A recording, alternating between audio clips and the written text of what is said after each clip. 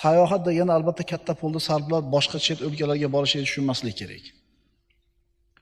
Tog'larga chiqib ketish, o'rmonlarga rihla qilish, sahrolarni kezish, qirlarga sayr qilish, tabiatni qo'yniga chiqish.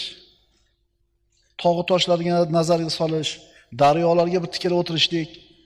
Biz sayri sayohat deganda avvalambor shuni nazarda tutyapmiz. Uyida dimlanib o'tira olmaslik.